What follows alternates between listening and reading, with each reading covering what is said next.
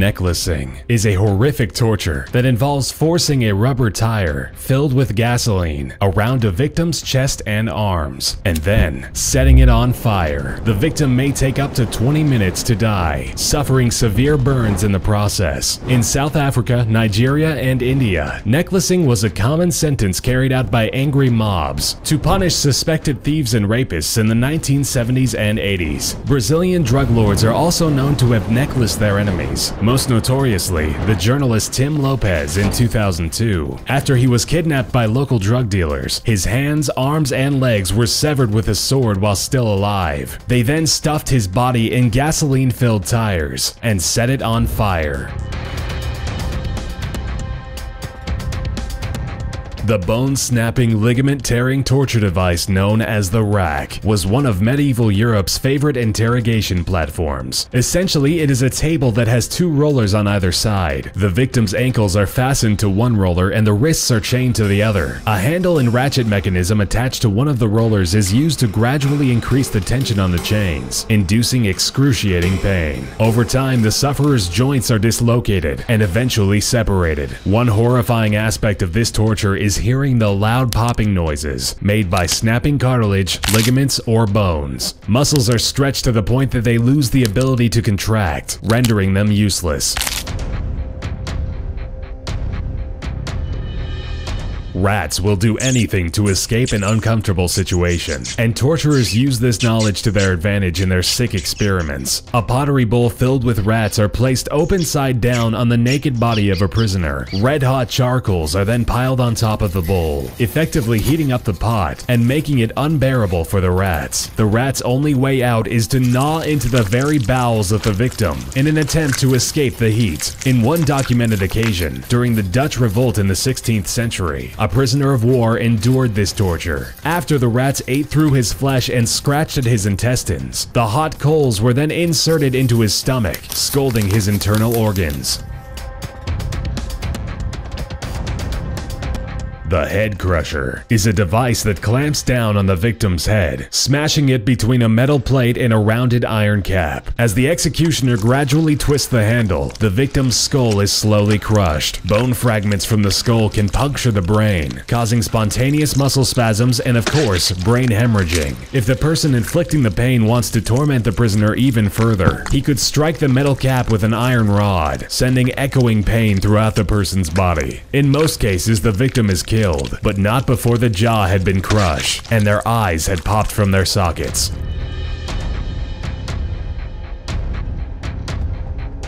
The Tucker telephone was an electroshock apparatus used in Arkansas Tucker State Prison in the 1960s and 1970s. Inmate doctors would use this torture device on unruly prisoners. The device worked by placing a ground wire around the big toe of a prisoner while clamping the hot wire to the person's genitals. The wires were then hooked up to a telephone that had been modified to send electric shocks. As the phone was being cranked, piercing electrical currents were sent throughout the prisoner's body. In prison slang, a long-distance call was a series of electric shocks in a row. Any inmate that passed out from the experience would be splashed with cold water and shocked again, intensifying the agony.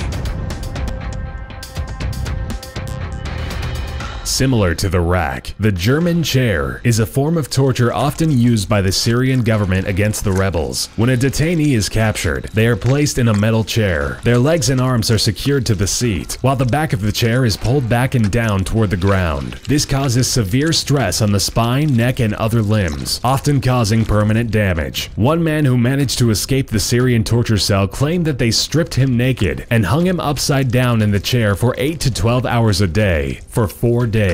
He says the pain was so excruciating that he begged his captors to kill him. He still has uncontrollable twitching as a result of the torture.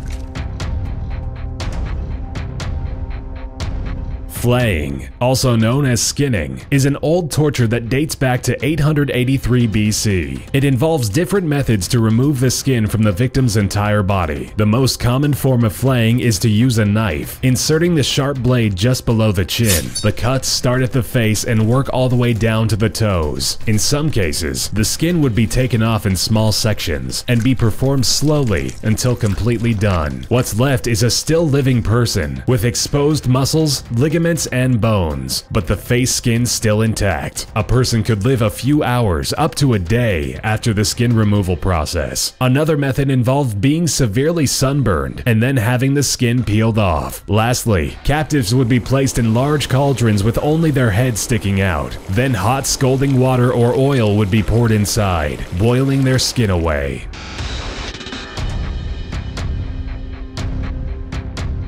Impalement was and is one of the most gruesome ways of dying imaginable. The arms and legs are strapped to the ground by pegs, rendering the person immobile. A large oiled wooden stake is gradually forced into the body, usually into the anus. They made sure that the stake wasn't too sharp, or the victim might die too rapidly from shock. There were many instances where victims were impaled through other bodily orifices, or through the abdomen or chest. Infants were sometimes impaled on the stake, forced through their mother's chests. When the pole was then raised upright, the victim was left to slide down the pole with their own weight. It could take the victim up to 3 days to slowly die. This method of torture dates back to 1772 BC, but was made famous by 15th century Romanian Vlad the Impaler. Bram Stoker's 1897 novel Dracula was inspired by Vlad's name and reputation. Recorded instances of impalement are as recent as 1919, during the Armenian genocides.